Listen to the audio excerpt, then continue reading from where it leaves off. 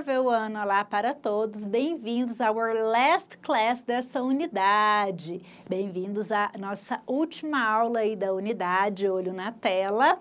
Nós estamos na terceira etapa, terceiro semestre, módulo 1, unidade 2. Essa é a atividade de fixação número 3. É a última atividade que nós vamos gabaritar.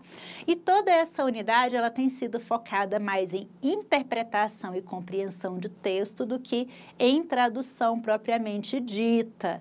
Então, nós vamos falar de algumas palavras-chave que nos ajudam a entender alguns conceitos, mas não temos foco na tradução, mas sim na ampliação de vocabulário e no quanto você conseguiu entender de tudo que foi passado para vocês aí na unidade 2. Então, venham comigo. Atividade 1, associe as formas de arte com as suas corretas definições. Quais são as formas de arte que eu tenho? Music, dance, theater, sculpture e digital art. Observem que eu trouxe ilustrações para cada uma dessas formas de arte. Music, eu trouxe uma ilustração que define música clássica. Dance, eu trouxe um pouco de música étnica, que é o quê? A música de um determinado povo que as pessoas dançam. Theater, eu trouxe aí uma representação de Romeu e Julieta, né, de Shakespeare. Sculpture e digital art, que é um modelo muito novo de arte, muito próprio do nosso tempo. Com essas formas de arte, eu tenho algumas definições. A definição está aqui em língua inglesa. The art of making a solid object by shaping a substance such as stone, wood or metal. O que eu tenho aqui nessa frase que vai me ajudar a entender sobre qual arte que eu estou falando? Palavra-chave, solid object, palavrinhas cognatas, objeto sólido. Substância, ou seja, material como stone, pedra, wood, madeira, or metal.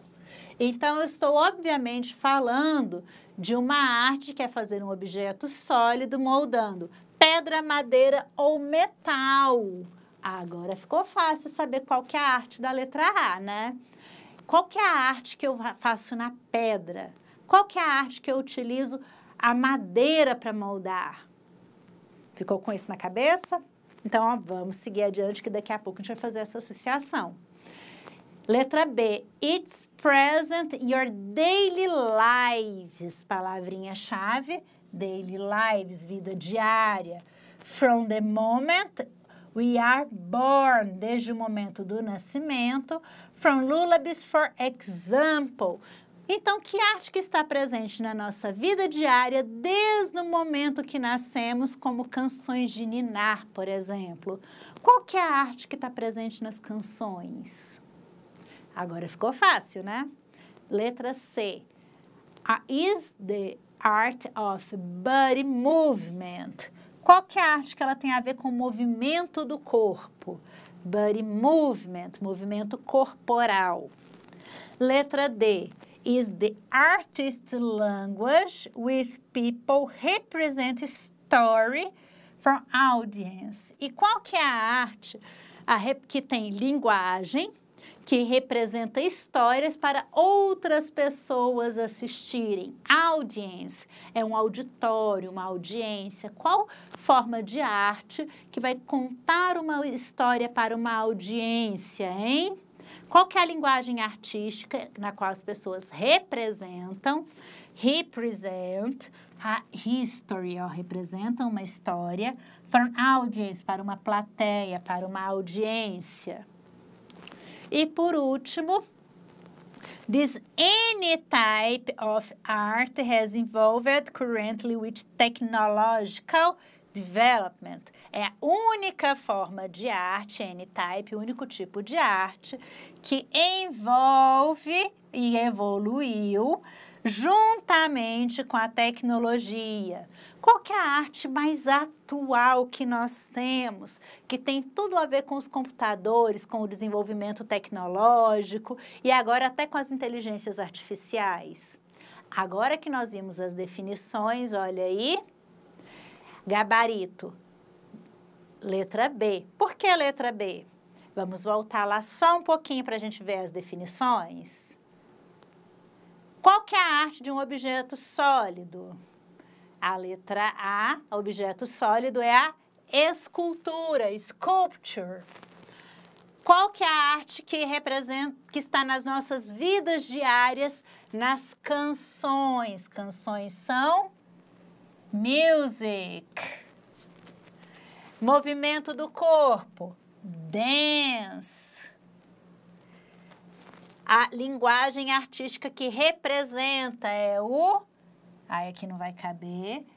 Theater, que é o teatro.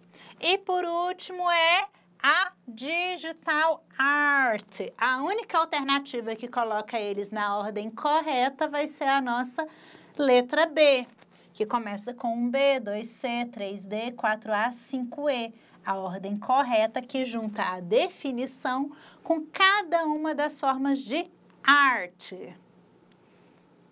A próxima aí, novamente, tirinhas. Essas tirinhas estão por todo o nosso material. Com base aí na tirinha do Peanuts, atenção na tela. No primeiro quadrinho, quando o Charlie Brown, que é o menino, pergunta para o Linus, did you do this, Linus? Qual que é o tempo verbal que ele usa? Quem prestou atenção lá na correção da atividade anterior, lá da atividade de fixação 2, vai lembrar que eu marquei essa palavrinha aqui e disse para vocês que o did é o passado do verbo do. Se é o passado do verbo do, essa questão está no past tense, ele está perguntando no passado. Foi você que fez isso, Linus? Você fez no passado. Se fosse no presente, do you doing this, Linus? Seria com ing, certinho? Então, vamos lá. Próxima, observe os verbos em negrito e classifique-os entre regular ou irregular. Em seguida, marque a alternativa que corresponde à resposta certa. Dica de ouro para você nunca mais errar verbo regular e irregular. Todo verbo regular em inglês, quando eu passo para o simple past, ele vai terminar com ed. Igual played, stopped. Outros verbos que estão no passado, mas que não terminaram com ed, eles são irregulares. Então, considerando a ordem aí, olha só, began é o passado de begin, é irregular. Eu não tenho ed, eu troquei o i pelo a. Play é regular porque eu fiz played com ed. Stopped, regular porque terminou com ed. Saw é o passado do verbo see, que significa ver. Eu troquei os dois S por AW. Então, se ele se transformou desse tanto, ele é irregular. Regra de ouro, passou para o passado e termina com ed, regular verb. Passou para o passado e o verbo sofreu uma transformação, então ele é um irregular verb. Dica do verbo. Tá no passado, terminou em ed, verbo regular. Todos os verbos regulares vão terminar com ed quando eles estão no tempo passado, certinho? Então, a alternativa correta é letra C, irregular, regular, regular, irregular, por causa do que nós acabamos de observar ali. Observem que aí os nossos slides estão todos privilegiando obras de arte inspiradas em artistas. Aqui são obras inspiradas no Van Gogh. Continuando aí, atividade de fixação 3, questão 4, quase acabando. Essa a gente vai bater recorde de velocidade. A forma correta do past simple ou simple past dos verbos be, choose, try, drink é respectivamente. Então, essa aqui é só para você saber como passar essas palavrinhas para o passado. Então, regra básica, o verbo to be no passado, ele tem duas formas, was e were. Então, sempre que eu pensar no verbo to be, no passado ele é was e were. O verbo choose é um verbo irregular. Então, na sua forma, ele não muda, ele fica com um O só, choose. Try. Try, ele vai ganhar ED. Forma correta, tried. Tried é o passado do verbo try, que significa tentar. E drink, ele se transforma em drunk, é um verbo irregular, drunk. Com base nessas informações, olha aí a alternativa correta, o verbo to be vira was e were, verbo to be, o verbo choose perde um O verbo try vira tried, e o verbo drink vira drunk, letra D é a única que está correta. E para finalizar aí, questão 5, outra tirinha aí da turma do Peanuts. E eu tenho aí uma perguntinha com base na tirinha. Which sentences below is the past tense in the affirmative form? Essa perguntinha está pedindo para você localizar qual frase está no past tense, está no passado e é uma frase afirmativa. Então, tem que ter duas características. Ela tem que estar no passado e ela tem que ser uma afirmativa. Então, não pode ter palavras como no, never. Se tem essas palavrinhas, já está fora, porque são palavras negativas. No ou not significam não, never é nunca.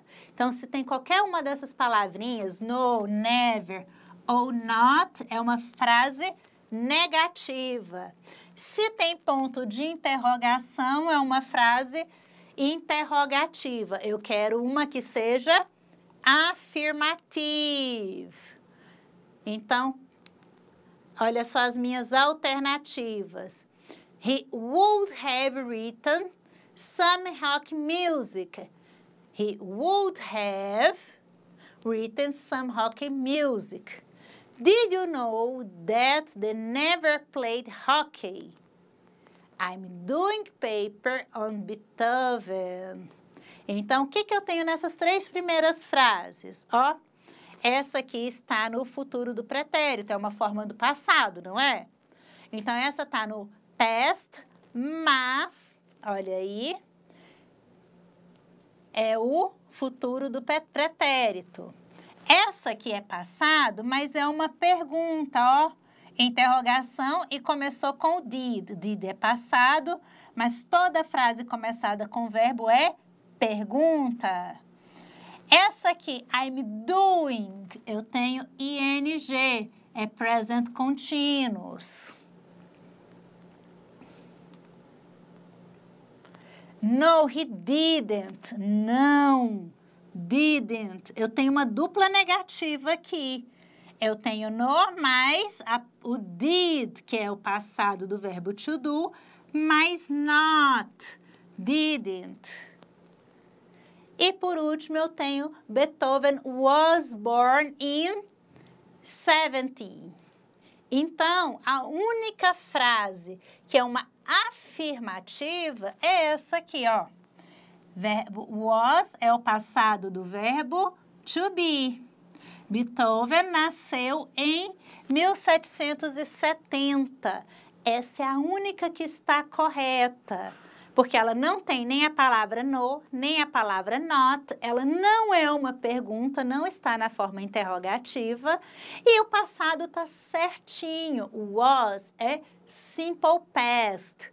Ah, professora, mas tem uma outra que você falou que é passado. Essa aqui, ela é passado, só que ela não é passado simples, ela é futuro do pretérito, ela é uma frase condicional, por causa desse verbo aqui, would have.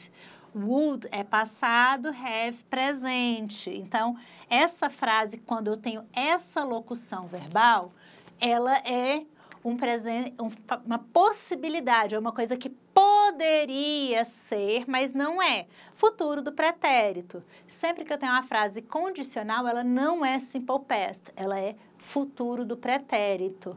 Então, a única que é passado simples é a mais simples de todas as frases.